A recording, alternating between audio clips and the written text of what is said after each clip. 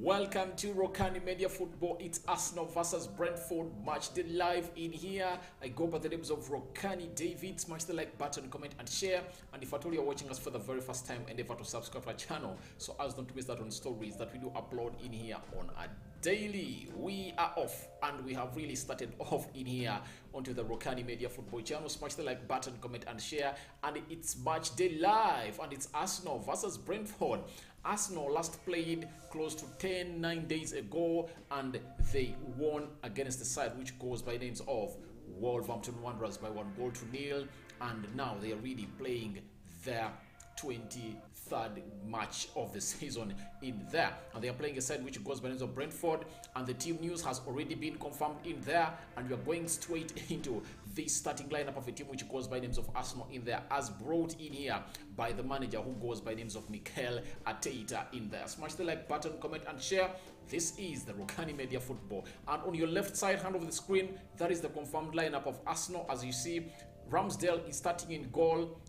Cedric Soares coming in for Tomiyasu. Remember, the manager in the press conference came out and said Tomiyasu might not start because he's having issues in there. Ben White playing onto the right side of the central defense. There is Gabriel Magalhaes playing into the central defense alongside Ben White. Kian Tierney comes back into the left fullback of a team which goes by names of Arsenal. Thomas Partey and Granit Xhaka playing into that so-called double midfield pivot. Bukayo Saka playing as a right attacking midfielder.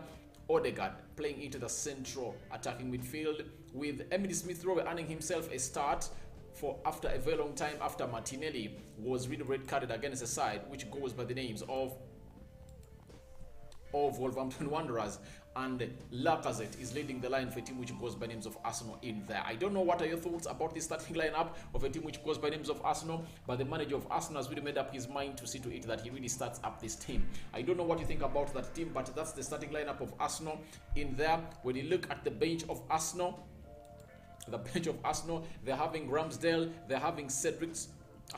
That is the starting lineup. Let's go to the bench. The bench, they're having Leno, Rob Holding, Nuno Tavares, Tomiyasu, El Nini, Lokonga, Pepe, Hutchinson, that is another player in there, and Nketiah.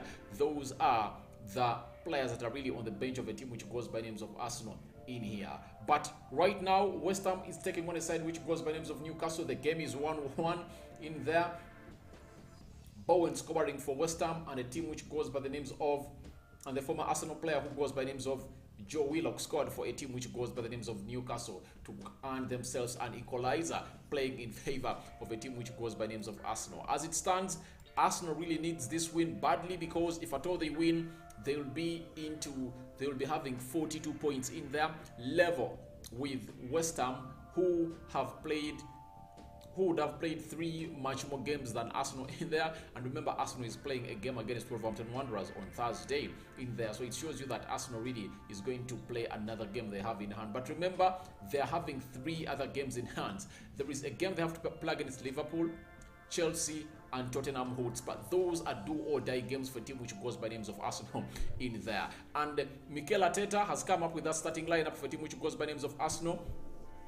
I really feel like when you look at how Brentford is standing, when you look at the Ivan Toney out, it gives Arsenal another edge in there. When you look at players like Lacazette, Emily Smith-Rowe coming in back, remember by the time he really left out, by the time he really got an injury, he was really one of the highest goal scoring players of a team which goes by names of Arsenal. I think had scored close to 8 goals in there in the Premier League. That is Emily Smith-Rowe in there for you. But I really feel like he comes back in the starting lineup after Gabriel Martinelli earning a red card in the game of Wolverhampton Wanderers to prove himself. And I really feel like he has enough spirit and is endured enough to come in and really show the manager that, oh really, I deserve not to be dropped in there. And if at all Emily Smith-Rowe continues to put up such a very brilliant performance and form, I think it will force the manager who goes by names of Mikel Arteta to think of dropping Lacazette and Martinelli leading the line, because Martinelli can also lead the line better, and the way he leads the line is this modern center forward, because he is not a number 9, but he involves himself into play, and you'll find that the way he'll be roving in and out of the center forward role, it makes it hard for him to really being backed by the team in there that they are facing in there. So it shows you that Arsenal are really having a very good lineup for today, but Tomiyasu is going to be a very, very big vacuum into that defense of Arsenal, because defensively, to me, I rate him highly. To me, I really love Tomiyasu. He is really great in there. I like the way he really hits that ball, the way he really communicates with that entire back four in there. And I really feel like the coming on of Cedric Soares might really cause a very bad miscommunication in between that back four of Arsenal, because defense is all about playing together for a very long time. You communicate together, it just becomes part of you, that all right, the corner has been brought in, now we are moving out. You see very many goals that Manchester United has conceded. It's because of the miscommunication between Luke Shaw and Harry Maguire. And Harry Maguire moves, Luke Shaw plays a player on side. So that is something that Arsenal should come up and work upon into this game of football. But they come into this game to revenge. Remember, the first game they played alongside the side which goes by names of Brentford, they really lost 2-0. Remember that very well. That was a game that really saw Arsenal being beaten, all battered at the Arsenal was battered at the Brentford Community Stadium in there, and Arsenal looked way weak, and they looked below average in there. But right now, I really believe that Arsenal are really a more changed side than they were into that game of a team which goes by names of Brentford that happened at the opener of the league, because Arsenal never had Ramsdale. He has kept very many clean sheets. They never had Tomiyasu, though Tomiyasu is out. Cedric Soares was available. Then Gabriel was away. He was injured. Thomas Partey was not part of this game. Who else? I think the rest of the players were available. Okay, even Lacazette was not available for this encounter because he was suffering from COVID-19 alongside Aubameyang, the ex-Arsenal player who left for Barcelona in there. But all in all, when I'm ready to go deep into this game, I really feel like people that are really going to be very crucial to this game, it's Thomas Partey. Number one, Thomas Partey is really going to be a very crucial player into this game because of his driving forward force from the midfield. Kian Tierney, watch him when he really roves along that line in there. And the other player that I really feel like you should watch out on is Bukayo Saka, and most importantly is a player who goes by the names of Emily Smith-Rowe. I think, having been on the bench, remember by the time he really got injured, he was the starter from that side, and Gabriel Martinelli was one of those who really came in through. And remember, he got his chance when Bukayo Saka got an injury in the game against Newcastle that ended 2-0, and when he came on, he really scored a goal.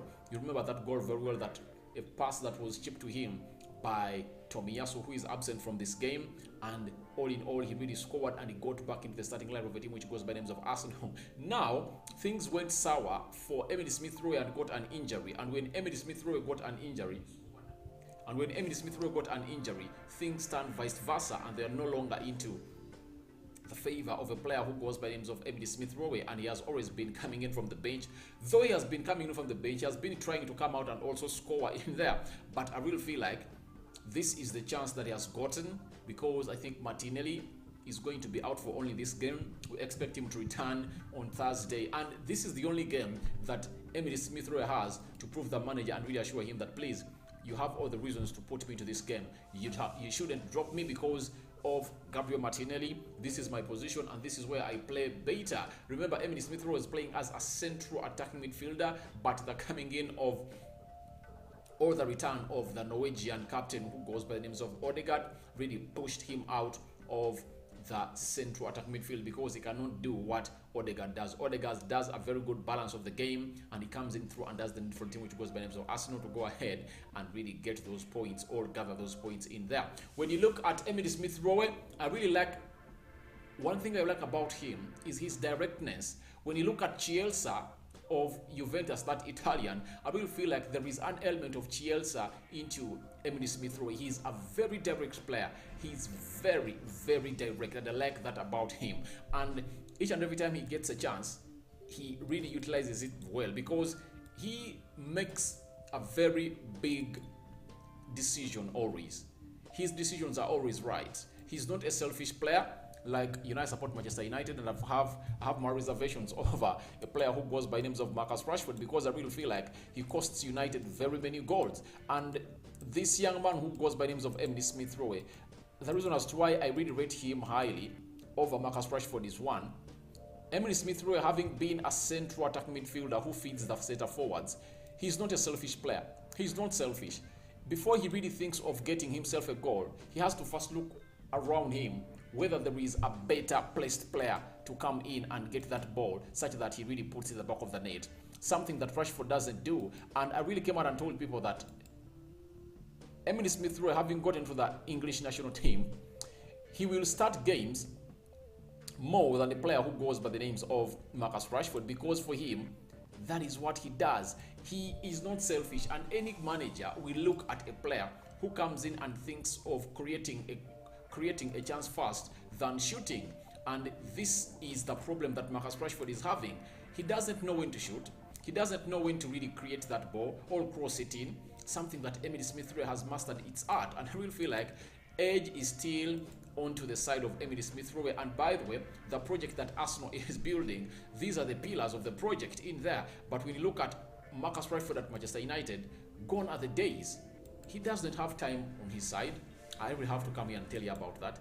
He doesn't have time on his side because he's hitting 25 years. Emily Smith Rowe is 21. Emily Smith Rowe is at a team where a manager believes in him and the manager himself is a coach. But close to 6, ever since Louis van Gaal left, Marcus Rashford has not improved to the level we expect him to be, apart from his physique, running and shooting. But you expected him to be a far much better player than any of these Manchester United players in there. So that's why I really come out and really tip Emily Smith Rowe to be one of those big stars in there. And I will feel like he's going to make it to the World Cup squad of a team which goes by names of England, because he has shown that he's really worth it, and I really feel like the manager is going to get him into the starting lineup of Arsenal. The only problem that Emily Smith Rowe is facing is Arsenal don't have very many games to play this season, because they've so played 22 games left with 16 games. I think he will need to do a lot to prove himself, and he would have proven himself a lot if at all a team which goes by names of Arsenal was playing either in the UEFA Europa League in there, because there are teams that are really going to come in there when they're respecting Arsenal, not in the Premier League, because in the Premier League, every game you play is like a finale, you know. Ask Rokani, who came in here and said that in the Premier League, things are really so much different from what happens into that side of other sides in there, because in the Premier League, lots of things come on to pass. Alright, so that's what a manager who goes by the names of Arteta has really picked the starting lineup of Arsenal. I don't know what you guys think about this, but I really feel like Arsenal have really put up a side to come up and gather 3 points. Arsenal badly needs these 3 points. If at all there is a team that badly needs these 3 points, it's none other than Arsenal. I can assure you, because Arsenal can put themselves into a position of going to the top 4 by winning this game. And secondly, the games they have in hand are very tough. They are very, very, very tough. If at all your first game in hand is against Tottenham Hotspur, then the second is against Chelsea, and the other is against Liverpool, you cannot really come out and brag about it that you are really good to go. You aren't good to go, my mates. You aren't really good to go, because these teams that you are facing are really far much better than you. That's why I will feel like Arsenal needs to come in and go hard on such games, like this game against a team which goes by the names of Brentford. It's a team you're supposed to come up, give a beating of its life, and then you leave the rest for other teams to come in and tussle themselves out. But Arsenal versus Brentford is going to be that big game that Arsenal needs to come in here and win immediately. Because if you don't win against Brentford, then who are you going to win against? Then you wouldn't have sent a very big statement that you really want the 4th position of the Premier League, because the 3 games you have in hand are very deadly. Tottenham Hotspur, one of the teams you are competing with. Chelsea, a team that's far much better than you. And Liverpool, a team that is really fighting for its life to see to it that they don't drop any point, because the moment they drop 3 points, all 2 points, there will be 8, there will be 7. I'm having Rob Soap. What city are you in? I'm in Kampala, Uganda. Rob Soap, which city are you watching us from? I'm in Kampala, Uganda. I just want to know, where are you watching us from? Because you have asked that question, but I'm in Kampala, Uganda. I was still telling you that Liverpool cannot afford to lose a single point. One, if at all they lose a single point, if at all they lose 2 points, they will be 8 points behind Man City. If they lose 3 points, they will be 9 points behind a team which goes by the names of Man City. So that's why they went in and brought in a very big signing of a player who goes by the names of Diaz. Because Luis Diaz comes in here to beef up the entire setup of Liverpool, because there was so much worry in Sadio Mane, Mo Salah, you get, and either Firmino or Diego Dalot. If any of those gets injured, then they really have a very better subs to come in and do the needful for a side which goes by the names of Liverpool. So that's why I'm telling a team which goes by the names of Arsenal that it's really crucial for them to win against Brentford. And when you look at Brentford and the squad that they have, the absentia of Ivan Toney really gives Arsenal a breather, because they have Raya in goal, Aja, Jackson, Pinnock, Konos, Da Silva, Nogard, Jensen, Henry, Mbueno, and Wissa. Even Eriksson is not on the bench, so it shows you that Ivan Toney's absentia is really going to give Arsenal a breath of fresh air, because he would have really caused lots of problem in there. Though Gabriel Magalhaes is really energetic and physical enough and fast to really come up and stop him, but you wouldn't like to face Ivan Toney in such a game, because he is really a different kind of player who can really use his energy and pace to bossy down the team of Arsenal. The substitutes of Brentford, they're having Fernandes, Chakayos, Onyenza, Baptiste, Janet, Bench, Stevens, and Young Chambers in there. That is a team which goes by the names of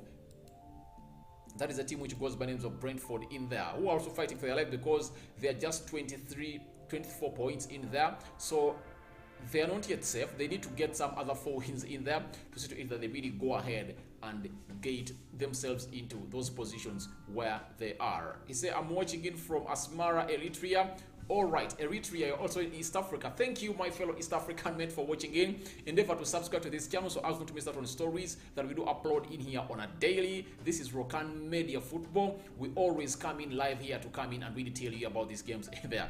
But even Liverpool is going to play. We're having close to 7 games. When you look at the Premier League fixture right now, they're at the same time, and I know a goal rush is really going to be happening in there anytime from now. But when you look at the games that are really going to be played, in there, sliding onto your left-hand side is the confirmed lineup of Arsenal. Arsenal is playing Brentford. Brighton is playing Burnley. Liverpool is playing Norwich. Southampton is playing Everton. Aston Villa is playing Watford. Crystal Palace is playing Chelsea. Those are close to 7 games airing at the same time. And later we are really going to be having a very big game between Man City and Tottenham Hotspur. You get? So we are having close to 8 games. 1, 2, 3, 4, 5, 6, 7. 7 games airing at the same time. That is very exciting in there. But all of these games are really very competitive in there. You know what the Premier League is all about, and we expect lots of managers to come in through and do the needful on their teams in there. But Arsenal has brought into that side, and they are really ready to come in and ready to rumble. I sign out for now. See you later, my mates.